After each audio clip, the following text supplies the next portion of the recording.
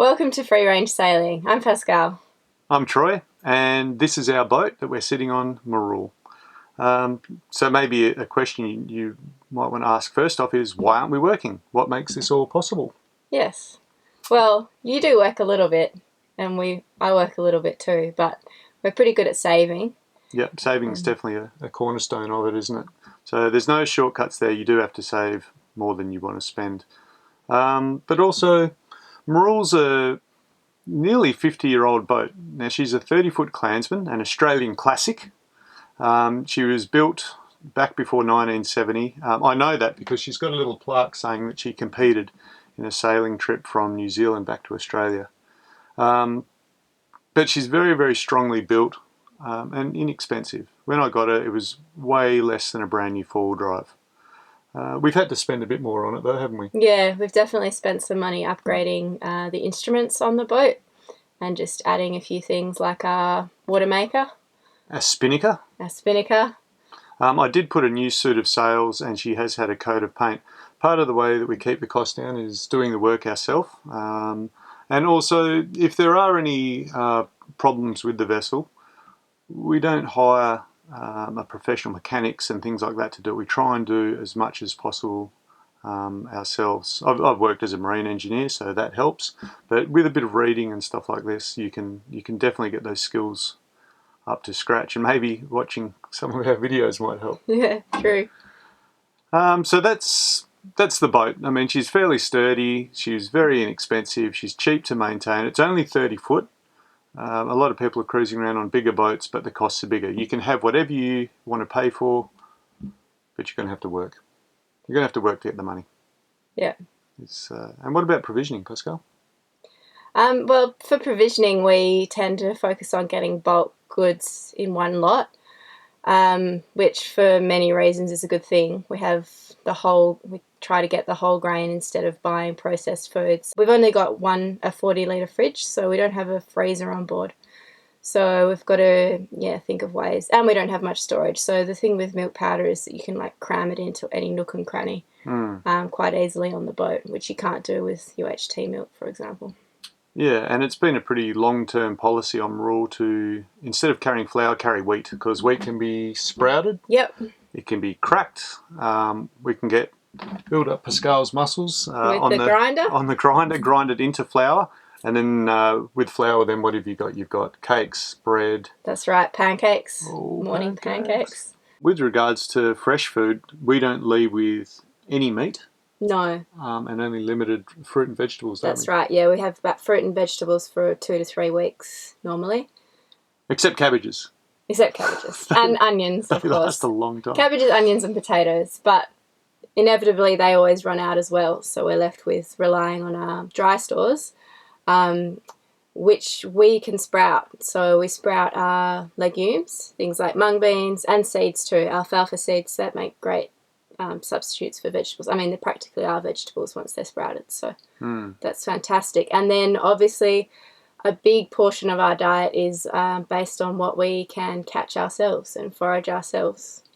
So crustaceans, fish, shellfish, you name it. So we live off the land to some degree. Live off the sea. Live off the sea, yeah. Live off the sea and the land coast, to some degree. Yeah. And that's really evident throughout the videos. So that's one of your passions, isn't it? Fishing? Well, eating. That's my passion. Right. Yeah. So you see the bumper stickers, fishing comes first. Well, this is really how it looks. We've taken off to go just on one long fishing trip. And Pascal also mentioned that we've only got a small fridge, and that's another cornerstone of our cheap existence, I think, is that we don't have huge power requirements. That means everything can be met most of the time by solar and wind. So everyone makes a big deal of living off the grid, but it's on a boat, it's just part and parcel. So yeah, I've got, what have we got? We've got 150 watts worth of solar panels and a 400 watt wind generator.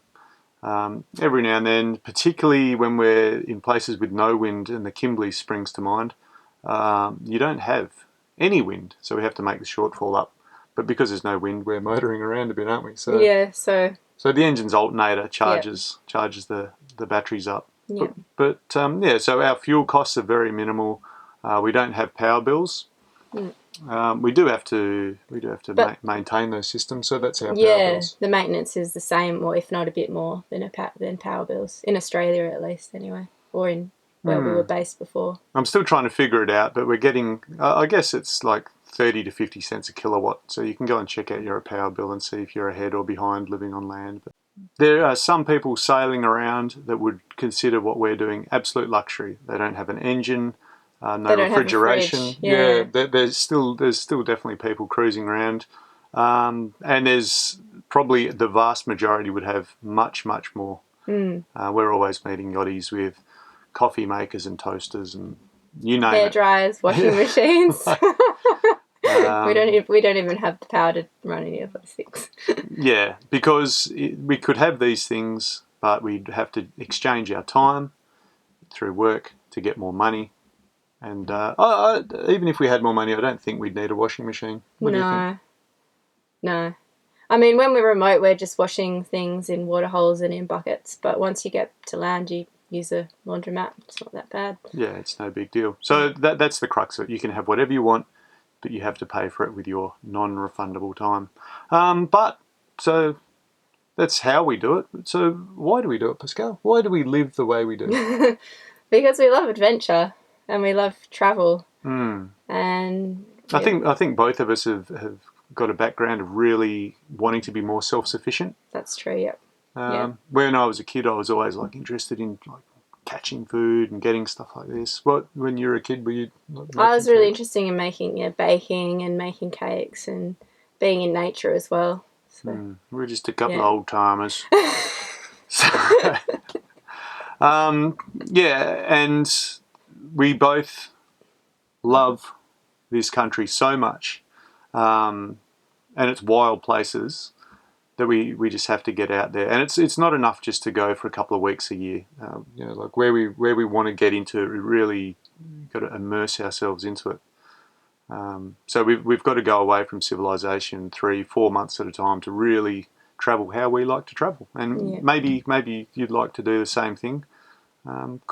We'd probably be able to share some information with people that are... Definitely. A lot of the time our friends and family are asking us, well, how do you live like this?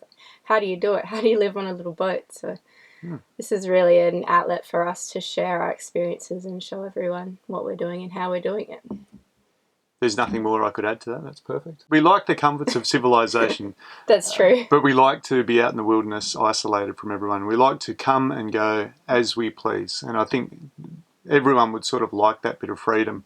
We don't want to live out in the back blocks like some sort of crazies. Sorry if you're living out in the back blocks. I'm happy. We're not calling you crazy, but we like to stop into town every now and again. Yeah, have a bit of a knees up, drink a beer, and see our friends. Yeah. So that's it. Free range sailing. That's what it's all about.